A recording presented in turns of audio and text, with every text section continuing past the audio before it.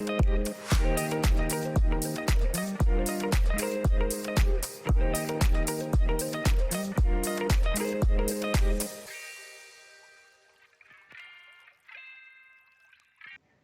you everyone for joining us. I'm Natalie Muslia with Titan Change, and I'm here today with David LLoyd, a change management expert right here in Montreal who specializes in training. And so we're going to have a discussion around, how we used to look at training when we were able to be on site. Even though we did remote training at the time, now we're full remote training. And I think David is going to be able to give us a bit of insight on some of those changes when you've gone from on-site to remote, and what that entails in terms of how maybe as a trainer, there's some other particularities that you should be looking at. Thank you, Natalie, for taking the opportunity for giving me the opportunity to join you today to talk a little bit about, what is this whole change created for the environment of change management, this change of COVID, what is it doing and how is it impacting people? Well, I guess first and foremost, it's really caused people to take a second look at how we deliver training, because we can't get into physical classrooms, we can't get into a physical environment, meetings and stuff like this. So there's a much bigger input or push to basically look at putting everything on a virtual environment. And what does that mean? It just changes the whole dynamic of what training is all about. And it's really, it's been fascinating for me, because you really have to look at how do you really engage people. Yeah. And that's probably one of the major things that even in training in a classroom, you have to think about engaging your audience, but they're pretty captive in a classroom. But when you get into a virtual environment, it's much different. It becomes a situation where people can do whatever they want. They can go and check their emails. They can go and look at different things. They can focus out, So at the end of the day, all you know is that the person participated in most places, because you can get an attendance after the end of a session, but you don't really know if they've participated. So the biggest thing for me is that how do we get people really engaged? And so that's really about looking at how we design the materials so that it creates a much better impact in a virtual classroom, as well as also getting instructors really focused on what it is in the, what does it mean to actually train in a virtual environment.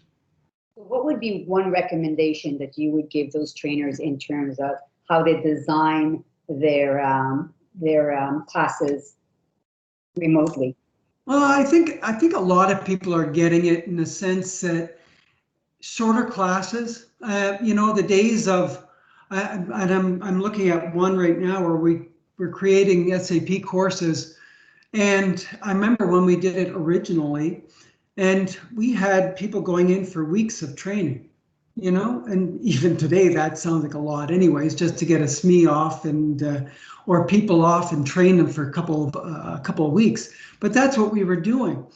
Now we're really the focus, and this has been a transition over the last little bit anyways, is to get really down to what we're calling micro chunks, or really chunked learning, really smaller capsules of learning, so that people can get what they need quickly and in the, when they need it kind of thing, rather than going to these long courses, which I think back in the day, we tried to put everything into the course. And whether they're going to need it today or whether they're going to need it 6 years from now, it didn't really matter. We're going to teach you all right now. And those type of trainings, first of all, they're not the most engaging. They don't, and people don't buy into them. They don't get a lot out of them, because they fade in and out, because they're not, they're not following along the whole time. So what you try to do now is try to focus on what do they need kind of right away. What do they need in the first 30 days? What do they need in the first 60 days? And a lot of that creates that, I don't know if you've heard of the 20-80 rule, or the 80-20 rule, but like you probably can get away with 80% of the learning is in 20% of the content. That's the stuff they're going to use every day. Yeah, so instead of you've gone from macro to micro little training capsules, and it's on an as needed basis, basically. So whatever they need at that very moment is what you push through. Exactly. So it becomes, like you try to keep it really engaging for the people. And actually in the development that we're doing right now, we're focusing a lot on putting a lot of job aids out there. We're putting a lot of demos, virtual videos, sort of short little capsules that people can do that they can access quickly. So the days of going into a classroom, they become less and less. So what you do is you maybe have a 5-minute video. Everybody knows YouTube, and I think everybody's so used to doing that they're going into YouTube or into a video environment, and they just basically pull up the video that they need, watch it, okay, I got it, and then they move on. And that's the same thing even with job aids, download step-by-step kind of thing, what they need, and then they can go. But going to a classroom, if you need to go into a classroom, and one of the biggest things we're talking about between myself and the client is really how do we engage an audience so that we don't feel like we're just dumping a whole bunch of training on them and say, go and do it yourselves. But we have kind of a personal touch, but at the same time, providing a lot of support materials at the same, to help them get through the whole period. So you go in with maybe 2 or 3 courses, hour and a half each long, or maybe even a half hour long on certain ones, kind of your overviews, your introductories, just to engage them, get them on board with what's trained. And then you can, you can say, well, there's job aids for this, and this, there's videos for that. And for the more complex courses, we're going to have a basic training session. Another session. Sorry, go ahead. That would be a live interactive training session. Exactly. Virtual training session in the COVID era. Yeah. But I imagine that live interactive training session must also bring its share of complexity for the trainer, because now you're trying to multitask. It's one thing to multitask in a classroom. It's another to multitask while everybody's on the screen is just watching you. Yeah. I think that when you're doing it then like this interactively, virtually, you also have to give very clear instructions, very short instructions, so for people to kind of keep following you, because I think the attention span is not the same and the focus is not the same as when you're in classroom. So from a trainer perspective, I'm sure these are challenges that the trainer needs to overcome in an interactive virtual training session. Yeah, and to that especially, we're trying to create teams so that people can get support, like trainers can have support when they're actually delivering courses. Somebody manages, and just to put it in perspective, on a Teams environment or in WebEx or any of these other virtual environments, you've got chats, you've got whiteboards, you've got all sorts of different pieces, tools that you can be using. So it's how do you maximize? And everybody says, yeah, you got to use all this engagement, but at the same time, all your instructors don't have that ability, or they're not that they don't have the ability, but they don't have the experience in using multiple different tools. So can we support them in providing, somebody manages the chats, watches the chat line, questions come up, and again, the question comes back, how many people are in the session? Do you have, like we're trying to look at a course right now, or a couple courses where we say, well, do we need practical hands-on training? Like, do we need to walk them through a system where they actually, okay, guys, let's walk through this as you would in a class, in a physical classroom. Everybody, let's follow step by step. Let's do it in the training environment or whatever simulated environment you have, and you walk them through it. Now, when you have 15 people, that's manageable. You know, that's what we always sort of say, that standard 12 to 15 people is a typical classroom. But what's happening is, what I'm seeing is the clients, and even back in my other roles, they want to push more and more people into classrooms, so they have less and less classes, because you always have less and less instructors, because you don't have enough people, because we can't take them off the line to actually do the training. So you try to put in more people in the classrooms. So how do you do that practical training? It's really like, how do you give them the actual hands-on experience? When I'm talking about training in an online environment, really what we're looking for is to provide them with practical tools. In a classroom environment, you might have 12 to 15 people in a classroom. In a virtual environment, you might get 12 to 15 people as well. And yes, you can do practical exercises and probably have training environments that people can follow and work with. But what I'm finding today is that because of the virtual environment, clients and people are trying to actually push the classroom sizes to hundreds of people. Yeah. And because you don't have you don't have the instructors available, so they say, well, let's just have bigger classes. That puts a lot of stress on the instructors to provide a practical training, environment. So it's like, how do you kind of deliver a virtual class to hundreds of people, but also be able to provide that practical experience afterwards?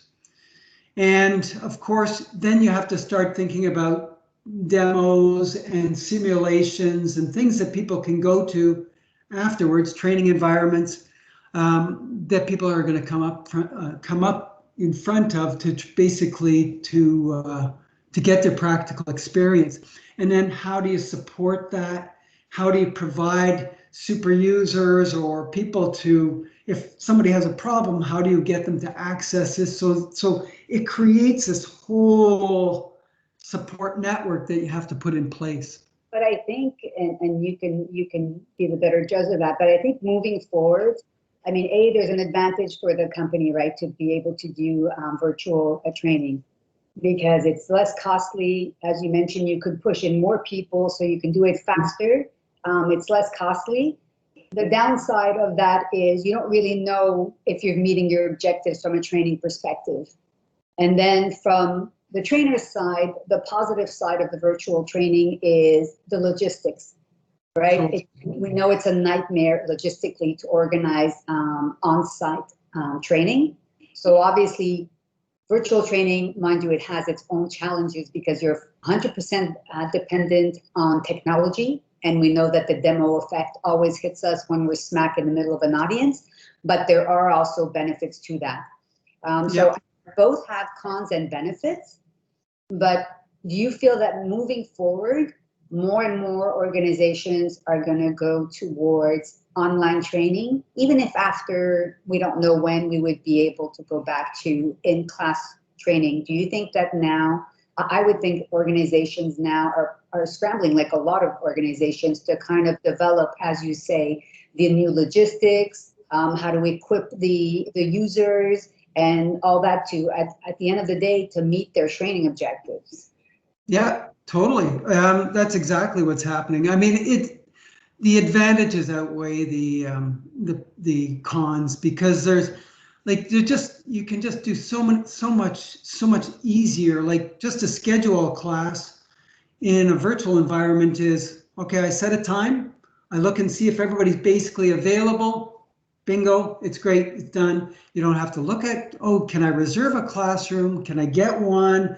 Like, all of those logistics of trying to find the physical class. Does it have does it have, like we used to talk, I don't know if it's still the same. Is there a polycom in the room? Is there all those other things that you need in it? And I can't even remember now. That's awful. Eh?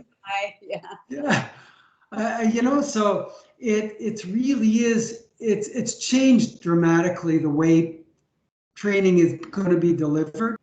But I think everybody's adapting. Like I see, schools, for example, teachers, when COVID hit us, everybody was kind of scrambling. We were on lockdown, and then everybody was kind of scrambling to get classes out. And the teachers were struggling, the students were struggling. And I find that this year it's better organized for those that are still doing online. So people have had a chance to adapt. And I'm thinking that from a training perspective, it'll be the same thing. I think organizations are going to have to learn, test, and see what works. And then from there, adapt whatever works for their organization and the people within their organizations. To your point, whether it's office people or, shop floor people, I think that's where they're going to have to sort of trial and error and see what works best for each of them. Because there are pros and cons for the trainer, as for the trainee, as for the organization. So we have to find sort of a win-win for all three entities within these trainings. And at the end of the day, the ultimate goal is meeting the training objective. Exactly. Sure, totally. But, it's funny because what you raise it's a good point, or a good thing to talk about is this whole idea of the design of the materials. And I think pre-COVID, people were already starting to think that way, but because of the new virtual environments, the WebExes, the Microsoft Teams and stuff like this, the way the design was going is that we'll take a classroom-based course and we'll put it virtual. So it was that mindset of how you create courses, and that was continuing. I think it's pushed the envelope now to looking at how you're going to design the materials for a virtual environment. So what does that mean? Does it mean that people have to be in classroom for training? We don't, is there stuff that they can be doing pre-training? Is there types of activities, things that they can do? Is there pre-tests that people should do before they do the classes? Is there materials they can go through that they can start becoming familiar with content that's not complicated? It's all of those thoughts. And then when you come into the classroom, let's get into the complex stuff and really focus in on that kind of content rather than why should we pass time, really simple stuff that we could read a little job aid or a little PDF or something where it's not, you're just wasting everybody's time if you try to walk it through in the beginning. So it's really, how do you facilitate that learning environment? A lot of people are going to SharePoint or places where they can post a lot of stuff and then say, okay, these are the prerequisites. This is what you need to be able to do this class. And then you do the class, and then you might have some support or activities afterwards. Yeah. So we're coming to the end of this discussion. So I just wanted to get from you, what would be the number one or the two top recommendations you would make to trainers that you feel that this is really what they should focus on to make their training not only more engaging, but so that the attendees actually learn and have, tangible takeaways from the training? It's funny because this goes back to more of my change management side of things and yours. But it really is, are the people engaged when they're going into the training? And you talk about how am I going to engage them, but it's really about what's in it for them. How are they going? What are they going to get out of it? Because if you've got a learner who wants to learn, you don't even need a class. I mean, you could give them basically whatever kind of materials you can to support them. They'll learn it. If a person doesn't want to be there, they're zoning out anyways. So it's how do you get them really, really engaged to learn what you want them to learn. So I personally think it comes down to that whole engagement piece. And before you come into a training session, they should be hungry to learn, and then you're organizing the material on what is it that they're like I remember I said at the beginning, people were trying to create these 5-day, 10-day courses. Get it down to what's the brass tacks? What is it really important for people to learn, and give it to them 2 hours, 4 hours, 6 hours, and then look at point. Something I'm really honing in on is, you're right, we talk a lot about engaging the participants during the training, but I think you bring up a very valid point, which is to engage them prior to the training, so that when they get to the training, they're in that mindset. David, thank you very much for the time you spent with us today. I think you've provided us with a lot of information, valuable information and takeaways for the people that are on the training side of change management. So thank you very much, and talk to you soon. Great. Thank you very much for the opportunity. My pleasure. Thank you, David.